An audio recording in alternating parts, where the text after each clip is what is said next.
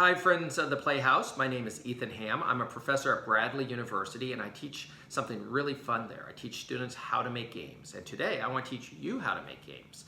In particular, I want to teach you how to be a game designer. You may have heard the term game designer, but let me just explain it a little bit because people often confuse it with game artist. They hear the word design and they think design means visuals and therefore game artist. That's not what design means. There's all sorts of designers. There's people who design dances, there's people who design lighting for theater, there's people who design sound for movies, so it doesn't have to be the visuals. And in the case of games, a designer is the person who comes up with the rules to the game, maybe the story as well. And it's an important part of making games.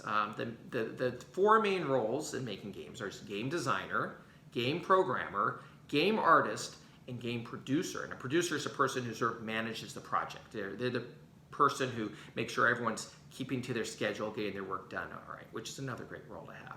But today we're going to do game design. If you don't know how to program or you don't have a computer at home, no worries, because game designers aren't game programmers. What we do is we come up with the ideas, and we often need a way of experimenting with the ideas before we hand it off to the game programmer.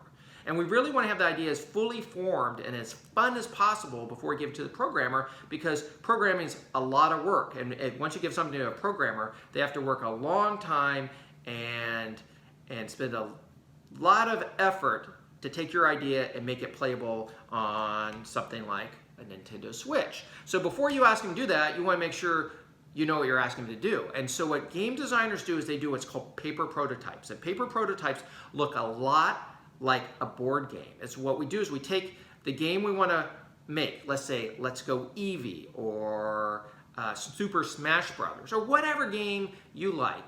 And what they do is they come up with a way to play it on paper, as a board game, so that they can test out how it feels to play before all the time and energy and money is put into actually making it. So I'm going to show you today some ways of making paper prototypes. We're actually going to start with a game that's existing and adapt it and try to make it into a better game. So let's do that right now. So here we are with Candyland, which is a game maybe you've played yourself. It's a very simple game. You just draw a card, it has colors on it, and you move to a space based on the color. So if there's two blue colors on your card, you move two blue spaces. And I'm here with Connor, and Connor's going to help me come up with a new rule for the game. And I like Candyland for this as a game designer because it's such a simple game. It's easy to come up with new rules, add them to them, and make it a better game. And so Connor, we were talking about maybe adding something to change how you move in the game. What's your idea? You just pick two cards and then you give one to the challenger. So I have two cards. I get to pick one for myself, and I give one for the other person, right? Yeah. Okay, so you have here one that's a double blue and a yellow. Let's say you drew those cards. Which one are you going to keep and which one are you going to give to me? I want to give to you yellow. Okay, that makes sense. So you move two blue spaces, and I move. I think you moved to here, bud. But look. Oh, you hit the pass. Does it work that way? All right. Yeah. And I'm going to move to one yellow. So now I draw two cards. I have a double green and a red, and I think I'll give you the red, and I'll use the double green. And there's a couple things I like about this change. One is it's added player choice to the game. Now we are making decisions. Candyland is sort of notable for you don't actually get to decide anything as you play it. The card tells you what to do. So now we get to tell the cards what to do a little bit.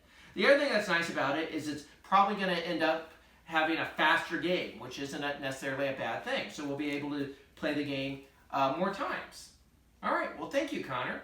So if you want to be a game designer, I have some things you can do at home. The first is just think about it. As you play video games, think about what's fun and how could it be made more fun. What's not fun? How could you change the game to get rid of whatever isn't as fun as it could be? Also, ask other people who play the game, what do they like about it? It might be different than what you like about it, and that's something that's really important to learn about. The next thing you could do is you could pick a favorite video game, let's say Fortnite, and make a paper prototype version of it. Make a board game of your own that replicates what the game is.